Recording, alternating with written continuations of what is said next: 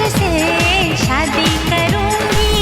90-এর দশকের বলিউডের কথা ভাবলে আমাদের চোখে সবার আগে ভেসে ওঠে শাহরুখ কাজল কিংবা আমির জুহি জুটির নাম। কিন্তু এই সব চড়া আলোচনার আড়ালে এমন একটা জুটি ছিল যাদের রসায়ন পর্দায় কোনো চিৎকার ছাড়াই এক অদ্ভুত মায়া তৈরি করত। আমি কথা বলছি সালমান খান আর করিশ্মা কাপুরকে নিয়ে। আজকালকার মেকি গ্ল্যামারের ভিড়ে এই জুটিটার কথা যেন আমরা একটু কমই বলি, কিন্তু একটু খেয়াল করলেই দেখবেন 90-এর সেই সোনালি সময়ে সালমান করিশ্মা জুটি ছিল সাইলেন্ট সুপারহিট। আজ আমরা ফিরে দেখব এই আন্ডাররেটেড জুটির সেই না বলা গল্প। डॉक्टर आप बहुत होशियार हैं। Really? रियली? সালমান আর করিশ্মার এই যাত্রাটা কিন্তু একদিনের নয়, দীর্ঘ 10 বছরে প্রায় 10টি ছবিতে তারা একসঙ্গে কাজ করেছেন।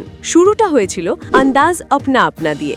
আজ যেটা কাল্ট ক্লাসিক, সেই ছবিতে অমর প্রেমের পাগলামির মাঝেও সালমান করিশ্মার কেমিস্ট্রি ছিল এক কথায় দারুণ। আমির খান আর রাবিনা ট্যান্ডেনের মতো দাপুটে অভিনেতা পাশে থাকা সত্ত্বেও সালমান করিশ্মা নিজেদের আলাদা একটা পরিচিতি তৈরি করতে পেরেছিলেন। এরপর আসে জিত। অ্যাকশন আর ইমোশনে ভরপুর এই ছবির সময় থেকেই তাদের পর্দার রসায়ন নিয়ে মিডিয়ায় গুঞ্জন শুরু হয়। পর্দায় তাদের বোঝাপড়া এতটাই স্বচ্ছ ছিল যে দর্শকও যেন তাদের ব্যক্তিগত জীবনের গল্পের ওপর বিশ্বাস করতে শুরু করেছিল।